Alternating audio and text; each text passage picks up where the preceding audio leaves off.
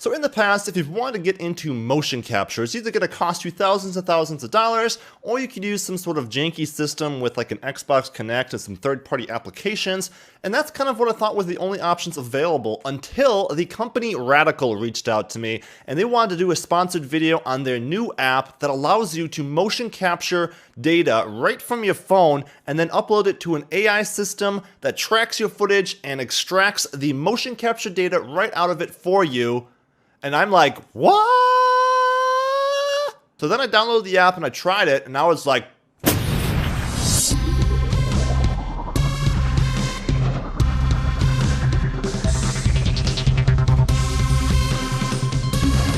so that's right guys, in this video we're going to be using the Radical Motion app and doing some tests to see what kind of results we can get. We're going to start off by shooting some footage, having it motion captured, and then we're going to take that motion capture data, import it into Blender, and use it on a 3D model to get some animated results. Now if this works well, you can definitely use this for many applications like game development, animation blocking, and like reference and stuff. There's so many applications that I can see this being useful. The app is currently running their Gen 2 AI software, which is pretty good, but there is actually a Gen 3 in the works that is coming very soon that will be a desktop app for your computer and will be even more powerful with even more advanced 3D motion capture. So that's really exciting. So go ahead and get the app. You can use the link in the description below, and that will save you 10% off the subscription, but there is a free trial, as I say in the title of the video, so you can go ahead and download the free trial and get some free upload time and download time to play around with the app and see if you like it. Once you use your free minutes, Radical offers many different affordable pricing options to accommodate to any budget, and anyone that signs up for a year subscription will automatically get their membership renewed for free once Gen 3 is released in the next month or two. So once you have the app installed, you're going to create your free account, go ahead and sign up with an email and password, and then you'll be able to log in. Right off the bat, they give you a few tutorials to get started with the app, pretty basic things, but it'll help you get better results, and I'll also be going over a few of these tips in the video. So now for filming the video, we're just going to use the in-app camera, and obviously you're going to want to do it in portrait mode, although it's not required to shoot footage within the app, and any clip captured from a consumer grade camera will also work. You'll also want to lock your camera off on a tripod. For this, I kind of rigged something up on my tripod just to hold my phone, as I didn't really have something sitting around. As long as it's not moving, you're going to get better results. And then for your motion capture, you're going to want to wear some tighter clothing just so you don't have too much baggy clothing, as well as wear something that contrasts from the background a bit, so you don't want to have colors blending in with the background. But as long as you do those things and keep your body in full frame of the video, you'll be ready to go with some motion capture. So now just going ahead and starting a recording, you can set a timer so you have some time to get in front of your phone, and you're going to want to start off holding a T-pose, as this will allow the app to kind of track your limbs and get the rig set up correctly.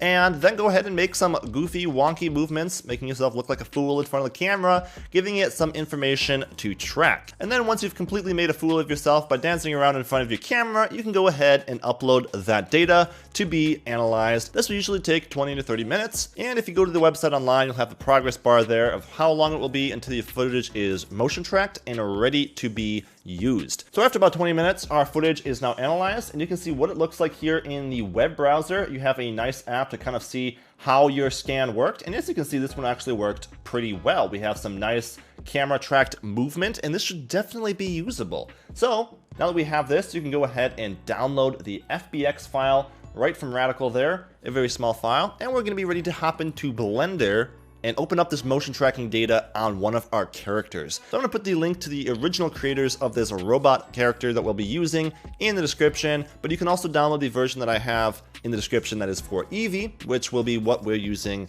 in this video. The one other thing you're going to want to download is there is a T-pose rig in the description that you'll want to also download. We're going to use this rig to map it to our character so that rig can then follow our motion capture rig perfectly. So go ahead and download both the rig and the character from the description, and we'll be ready to roll. So here we are now in Blender 2.8, and we have our cute robot model being rendered here in Eevee. I just slapped some quick basic metal materials over this to work in Eevee. Didn't go through too much time, but it'll be perfectly fine for the video here. So I'm just going to go over and switch to solid view, and we're going to open up that rig so we can map it to our character here and start having it animated to our motion capture data.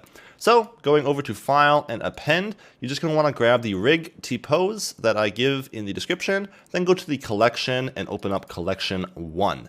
So here you'll see we have the rig, and we also have another part of the rig that is for the IK. So just opening up the collection over here, you can see we have the reference rig and the IK rig. I don't want the IK rig, so I'm just going to hit X and delete that. Then with our reference rig here selected, we're just going to kind of line it up over our character. So I'm just going to grab it along the y-axis here and kind of line them up closely to the character. And then if you go over to your viewport display here, over in the object, down to viewport display, you can enable in front, and that'll make it so you can always see your rig nicely here.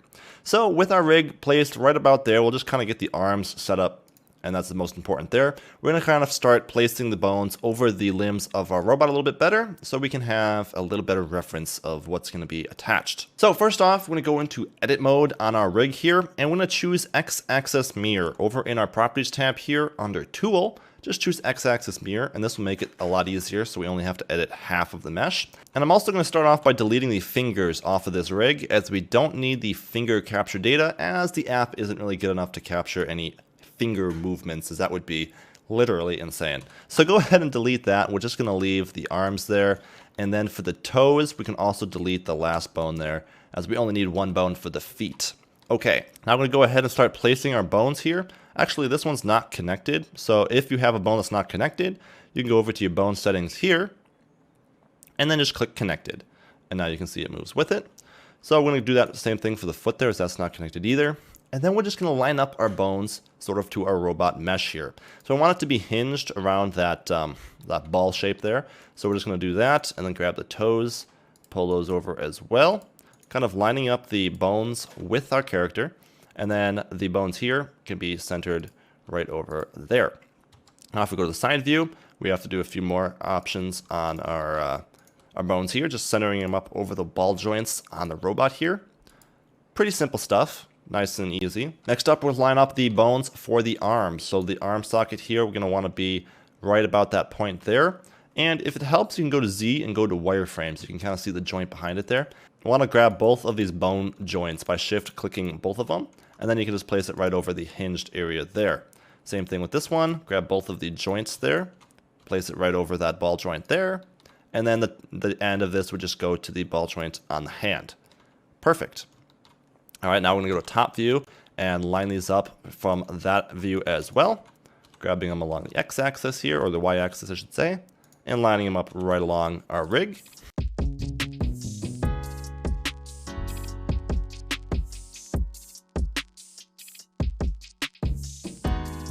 The last thing to do for setting up the bones is there's kind of 3 different parts to the robot here, the bottom, the center, and the top. And we just kind of want to line up these bones with those bones. So I'm just going to kind of pull this one down a little bit here, and then pull this one up a little bit here, just so it kind of fits that stomach there. And that's really all you have to do. So now with that said and done, we can start mapping our rig. I'm going to hit Z and go to solid view to our character.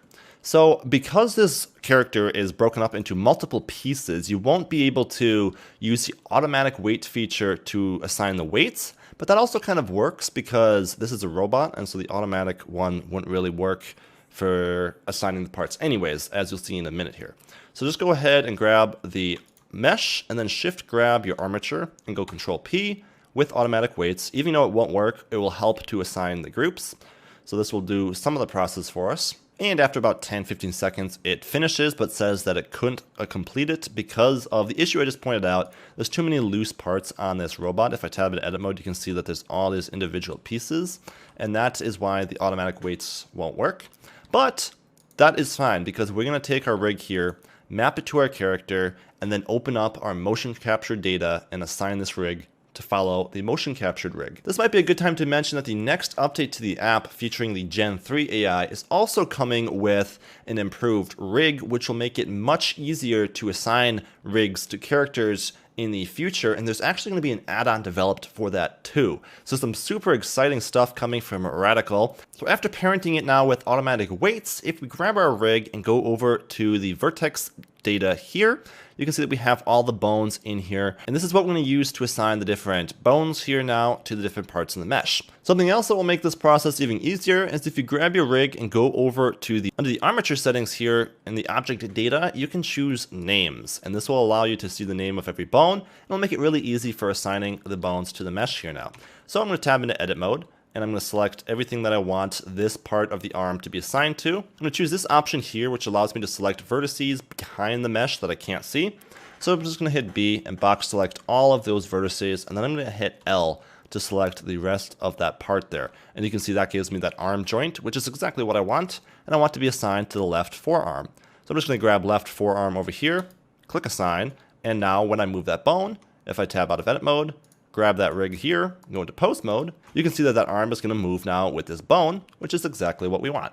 So this is just the process that we're going to go through now and add the rest of the weights to the different parts of our rig here. So for the left arm here, and I can just hit L, select all the different loose parts, and once I have them all selected, then I can just grab left arm, assign, and that's going to work great. Jumping over to the right arm here, we can make sure that this is the only thing we have selected, select all those loose parts, grab the right arm here and click assign. So this takes a few minutes, so I'm not going to show the whole process, but it's basically just grabbing the parts in the mesh that you want to be assigned to the bone and then going into the settings here and assigning them. Pretty simple stuff.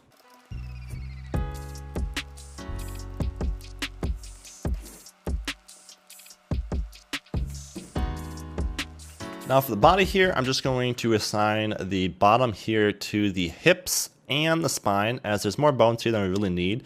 So I can assign both the hips and the spine to this bone. Then I'm going to grab the middle chunk here by hitting L and selecting it all. We're also going to have to select this little part in the back of the head here, or back of the chest there, I should say. The back of the body, I guess, would be the right way to say it. And all we're going to do is assign the spine 1 to this. We can also assign the spine 2, as again, they're both bones in this group, so just assign spine 2. We're just going to hit L and select the chest here, and just assign the right shoulder and the left shoulder both to this bone. Now for the neck, we're just going to hover over it, hit L, and assign the neck to it. Everything is assigned. So I'm just grabbing our rig here, jumping into pose mode, and we're going to do a little bit of moving around here and making sure that everything works the way we would expect it to. So far so good, everything's moving around the way we want it to, and you can see that we did miss 2 parts here that should be assigned to the chest. So I'm going to jump to object mode, and that's just these 2 rubber pieces on both arms here, and we're just going to assign those to the spine 2, and also to the right shoulder and left shoulder. With that assigned now, it looks like everything is working correctly, and we can go ahead and map this character to our animation. So this is the fun part, guys. We're going to go ahead and import that data that we just captured, and we're going to map our robot to it. So to do this, I'm going to go over to File, and I'm going to go Import FBX. Here I'm just going to locate the Android scan that I just downloaded that I captured off my phone and import the FBX file. This will take a few seconds to import, and there you can see we have our data. So it starts off with me waving like I did, moving around, kicking my leg back, moving my arms around, and all the data looks like it's there and looks like it's actually captured really well. So let's go ahead and assign our robot to it. So the way we're going to assign the robot to it is we're going to jump into pose mode, and as you can see, all these bones already have a constraint added to them. And that's because we're going to be using a constraint to map this bone to that bone and vice versa, since we're using the same rig on the character now as we're using on our motion capture rig. So I'm just going to grab our left leg to start, jump over to the constraints here, and all I have to do is grab the armature for this rig, which is, if I tab into object mode here, grab it, you can see reference.001. So all I have to do now is grab our bones here, jump to pose mode, and with this bone selected, I'm going to choose that armature, and it right away assigns it to the right bone as well. So it has the right rotation and angle on it, and it's actually working just the way we'd expect it to. So we're going to go ahead and do that for the left leg up, and all of these, all you have to do is punch the rig in there. You don't even have to do the individual bones, and it will snap it right to it. You want to make sure you do it for both the legs here. And you can see that those are already in the right position. Very cool. And we'll just go ahead and do it with the arms as well. all you have to do is choose the reference rig 1, and it will automatically assign it to it. And if I was to play this back through here, you can see that our character is now making the exact same motions that we just motion captured through the app. Really cool stuff, but you might notice that because of the robot shape and because we had to kind of distort the rig a bit for this character, some of the bones aren't really lining up with the joints that they should be at.